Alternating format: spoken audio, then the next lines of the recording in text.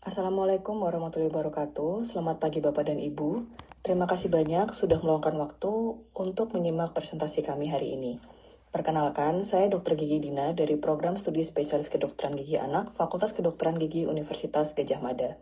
Hari ini kami ingin berbagi sedikit informasi mengenai kebiasaan bernafas pada anak. Mengapa hal tersebut penting bagi tumbuh kembang wajah dan gigi, serta memperkenalkan penelitian yang akan kami lakukan. Harapannya, semoga setelah kegiatan ini, Bapak dan Ibu semakin memahami kapan kebiasaan bernafas perlu diperhatikan dan bagaimana penelitian ini dapat memberikan manfaat bagi perkembangan kesehatan pada anak. Secara umum, terdapat dua cara anak untuk bernafas. Yang pertama adalah bernafas melalui hidung, yaitu kondisi yang normal dan sehat. Yang kedua adalah bernafas lewat mulut. Sesekali bernafas lewat mulut ketika sedang pilek tentu terbilang masih cukup normal. Namun, apabila anak lebih sering bernafas lewat mulut meskipun tidak sedang sakit, kondisi tersebut perlu diperhatikan karena dapat mempengaruhi pertumbuhan wajah dan fungsi rongga mulut.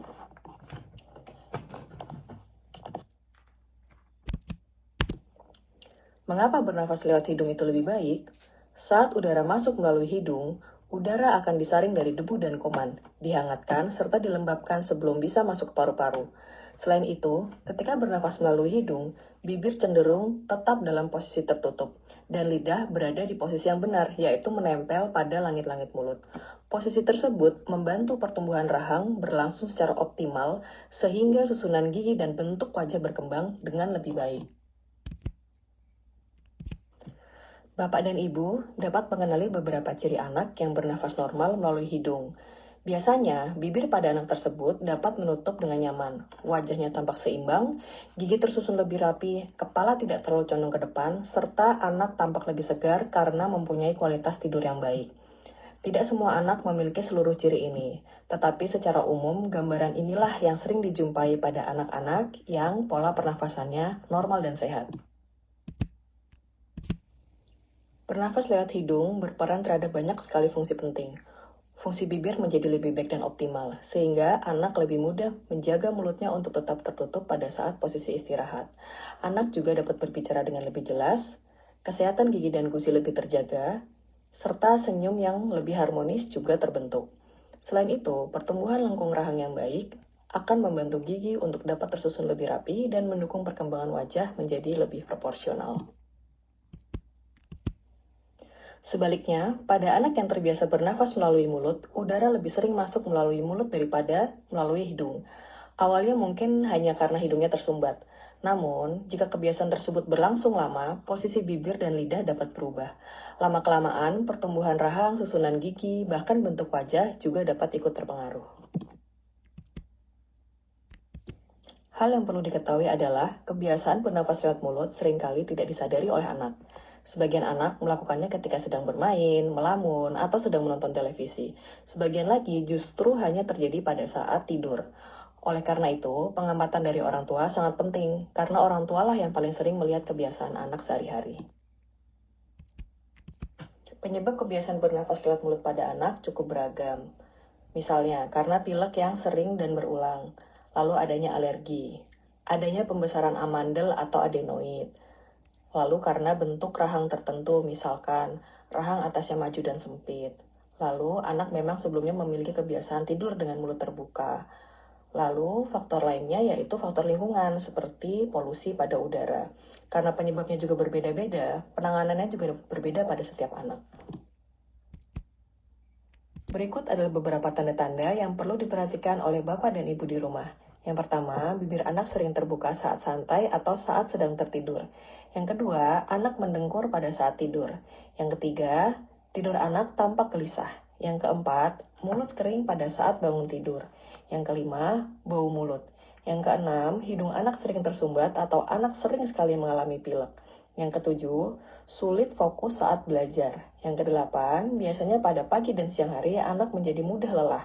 Yang kesembilan, gigi anak mulai tampak tidak rapi. Biasanya, rahang atasnya tampak lebih maju. Yang kesepuluh, wajah anak tampak lebih panjang. Namun, tidak semua anak mengalami semua tanda di atas. Bila anak mengalami beberapa tanda sekaligus, sebaiknya dilakukan pemeriksaan lebih lanjut. Berikut adalah ciri fisik yang sering terjadi pada anak yang memiliki kebiasaan bernafas lewat mulut.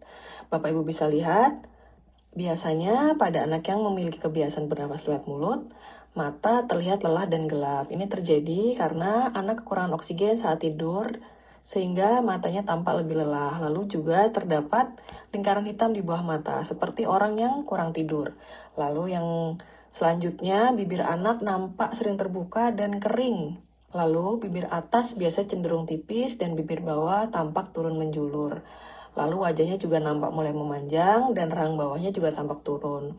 Gigi depannya biasanya juga tampak mulai berjejal, yang rahang atas biasanya nampak lengkung rahangnya sempit dan giginya lebih maju ke depan.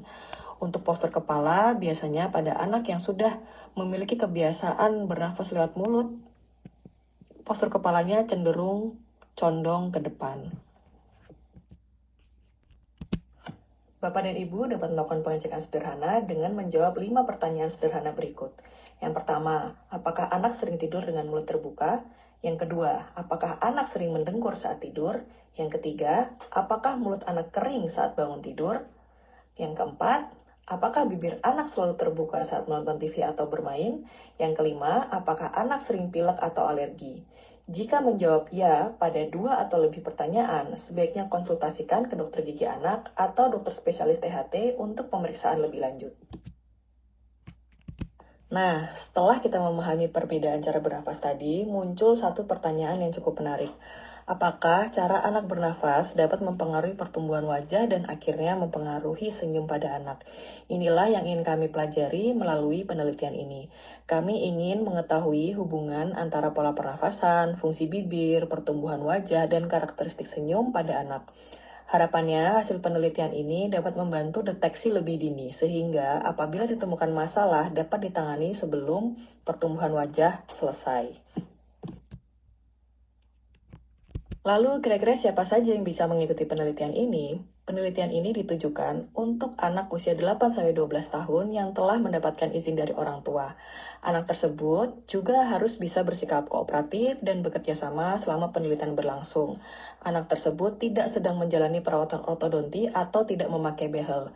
Lalu, anak tidak memiliki kelainan bawaan pada wajah atau rahang. Seluruh kriteria tersebut wajib terpenuhi demi keamanan anak dan keakuratan data hasil penelitian. Selanjutnya, saya akan menjelaskan bagaimana proses penelitian akan dilakukan. Yang pertama, orang tua akan mengisi kuesioner yang akan kami bagikan.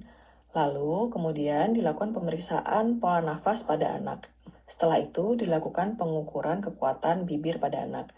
Berikutnya, dilakukan pengambilan foto wajah dan senyum pada anak. Seluruh data tersebut kemudian dianalisis untuk kepentingan penelitian. Semua pemeriksaan dilakukan pada hari yang sama dan hanya membutuhkan waktu sekitar 10-20 menit. Pemeriksaan pola napas pada anak dilakukan dengan cara yang sangat sederhana. Kami hanya mengamati bagaimana anak bernafas, memeriksa rongga mulut dan hidung secara visual, melihat ukuran amandel, serta melakukan tes sederhana menggunakan kapas kecil. Semua pemeriksaan ini tidak menimbulkan rasa sakit pada anak. Selanjutnya, kami akan mengukur kekuatan bibir menggunakan alat khusus yang disebut dengan lip force meter. Anak hanya diminta menjepit alat menggunakan bibir selama beberapa detik. Pemeriksaan ini tergolong aman, tidak menimbulkan nyeri, dan hasilnya juga langsung terekam. Setelah itu akan dilakukan pengambilan foto pada wajah anak. Foto akan diambil dari arah depan dan samping dengan posisi yang sudah kami standarkan. Anak cukup berdiri santai, kemudian tersenyum secara alami. Biasanya kami akan mengambil beberapa foto, kemudian dipilih satu foto dengan kualitas terbaik untuk dianalisis. Foto ini hanya digunakan untuk kepentingan penelitian. Berikut adalah contoh hasil foto yang akan diperoleh. Dari foto depan, kami dapat menganalisis karakteristik senyum pada anak, sedangkan dari foto samping, kami dapat mengamati postur kepala dan proporsi pada wajah anak. Bapak dan Ibu tidak perlu khawatir mengenai keamanan penelitian ini, karena pada penelitian ini tidak ada suntikan, tidak ada pengambilan darah, dan tidak ada tindakan operasi. Juga tidak menggunakan radiasi. Pemeriksaan hanya berupa observasi, dokumentasi foto, dan pengukuran sederhana, sehingga aman dan nyaman bagi anak. Seluruh data anak akan dijaga kerahasiaannya. Identitas peserta tidak akan kami publikasikan. Data hanya digunakan untuk kepentingan penelitian ilmiah. Hasil penelitian nantinya akan disajikan dalam bentuk kelompok, sehingga tidak ada nama anak yang dapat dikenali. Demikian penjelasan yang dapat kami sampaikan. Terima kasih atas perhatian dan waktu yang telah Bapak dan Ibu berikan. Besar sekali harapan kami agar penelitian ini dapat memberikan manfaat bagi ilmu pengetahuan, sekaligus membantu meningkatkan deteksi dini gangguan pertumbuhan wajah pada anak. Apabila masih ada pertanyaan, kami dengan senang hati akan menjawabnya. Terima kasih banyak. Wassalamualaikum warahmatullahi wabarakatuh.